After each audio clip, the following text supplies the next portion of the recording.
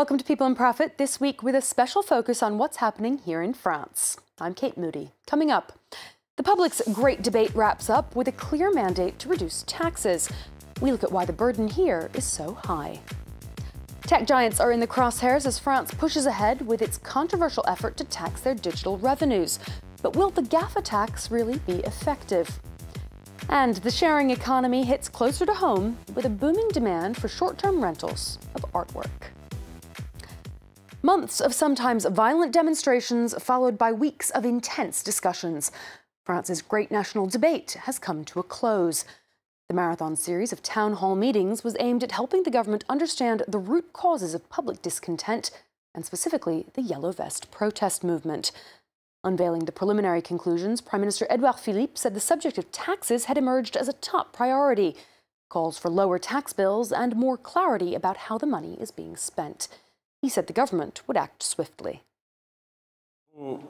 We have cut social contributions, we have cut housing taxes, we have cut corporate taxes.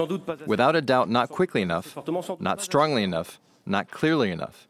Since obviously it has not sufficed to respond to this feeling of being fed up. Our country today has reached a kind of zero tolerance for tax. I don't quite know how to explain it, but that's the way it's often expressed. The debate, I believe, clearly indicates the direction to take. We have to cut taxes, and quickly.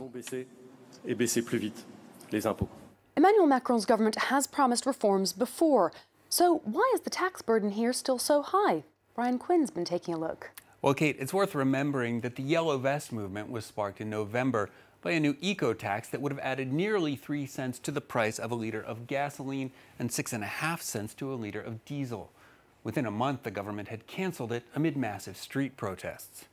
If overall French taxes seem high, it's because they are. In 2017, France passed Denmark to become the developed world's most taxed country at 46.2% of total economic output, well over the OECD average of 34.2% and more than 19% higher than in the US. Why are taxes here so high? In large part because public services and a universal social safety net are expensive. France spends nearly a third of its economic output on welfare, the highest percentage in Europe.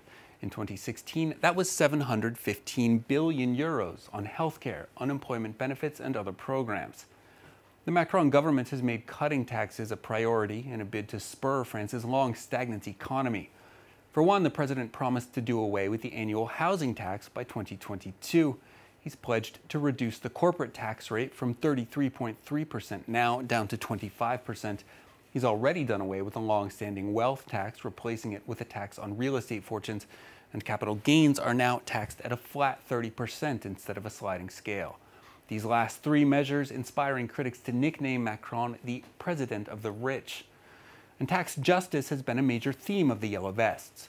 Protesters have demanded the government focus on tax evasion, including tactics that send corporate revenues to international tax havens, costing the state an estimated 100 billion euros every year. Brian, thanks so much for that update. Well, the French government is pushing ahead with its plans to tax digital giants, top 4 targets being Google, Apple, Facebook, and Amazon. The National Assembly overwhelmingly approved the so-called GAFA tax, which will set a 3% levy on digital advertising and the sale of personal data. It would apply to companies earning more than 750 million euros per year worldwide, or more than 25 million euros in France. In all, about 30 firms. Having failed to secure legislation on an EU level, French officials are still optimistic that other major economies will follow suit. I hope that by 2020 we can reach an agreement within the OECD on the taxation of large digital companies. As soon as we have this, we will withdraw our national tax. Now for more, we're joined by Dominique Keenan, spokesperson for ATTAC, which is the Association for the Taxation of Financial Transactions and for Citizens Action. Thank you for being with us. Now, your organization has been lobbying for a change in the tax system, and notably something that will target tech giants. Why then are you against the GAFA proposals that the French government is pushing forward? So we do think that this proposal is very weak. In fact, it has a very narrow base. If we look, for instance, at Apple Corporation, it will account only 13% of its turnover in France, which is very, very narrow. And the second criticism we make also, saying that it's a very narrow, very weak tax rate, 3% only tax rate. The government initially thought it would be 5%. So it decided to have only a 3% tax. Why? We don't know. So, and we think, more importantly, we think that this proposal, this law, will do not discourage this corporation, this numerical digital corporation, from making tax evasion, in fact. So they won't change at all their behavior with respect to tax evasion. And our goal, and I think with the goal of many, many citizens in France and all over the world, in Europe also, is to discourage, to stop tax evasion. And this does not. Supporters say that this is better than nothing, better than the status quo. Do you agree? No, we do not agree. We think it's a very counterproductive way of doing things. Why? Because the GAFA, which do not complain with respect to this taxation, because they are very happy to have a very low taxation. And in fact, this will reduce or will slow down the negotiations which are going on at the European level, OECD level, international level. For instance, last January, on the 29th of January, we had a wide agreement to have a broad, comprehensive taxation of digital corporations. And besides that, some countries, like the US, are very much against the GAFA taxation. So they will take pretext of this behavior of the French government to stop negotiation, maybe, you know.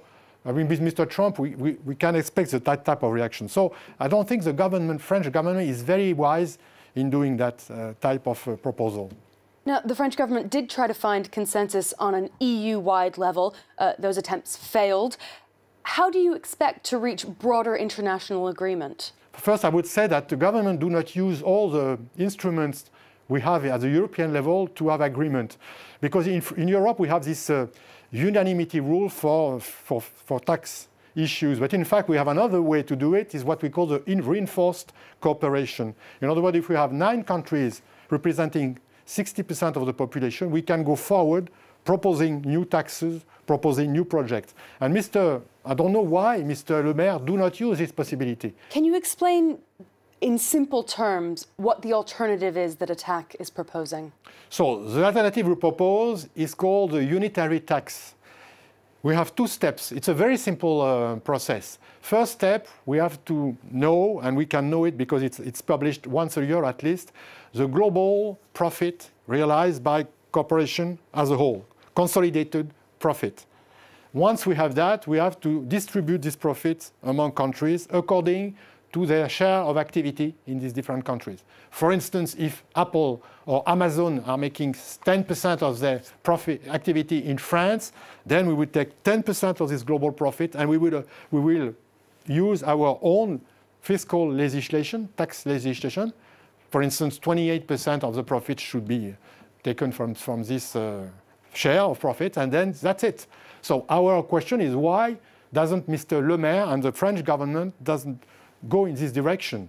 And I think they are wrong to do what they do now. It's a very counterproductive way of doing things, and I think it will blockade the negotiations which are underway now at the OECD or at the EU level.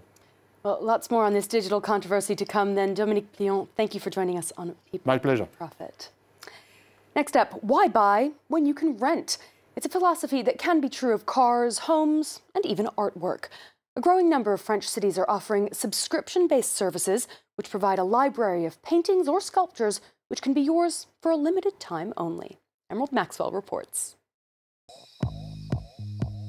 Nantes, a city of 300,000 people, and one of the places in France where you can now get a painting delivered like a pizza. Laurence hasn't bought this contemporary art piece by Techie. She's renting it. It was love at first sight. Despite her modest income, this picture is hers for 3 months. I can't afford to buy art on my budget, but this only costs €10 a month, about the price of a cinema ticket. The art delivery service works like an online library.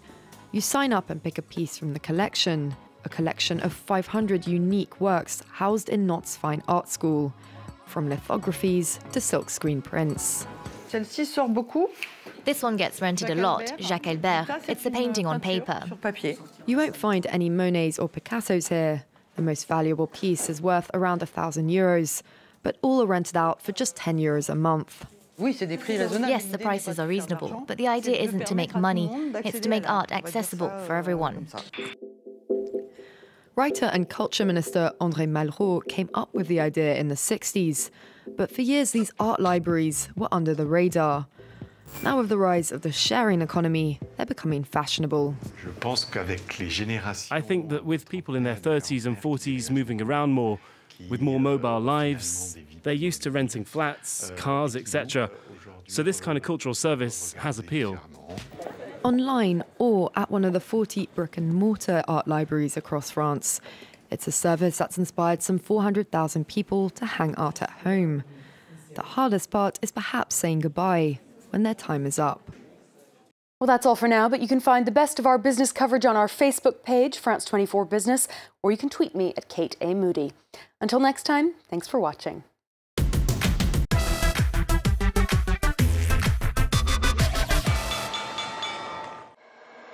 Because a new page of history gets written every day. Because breaking news can't wait. Information everywhere. In all situations. On every subject. Understanding the world. Imagining the world. France 24. A different take on the news.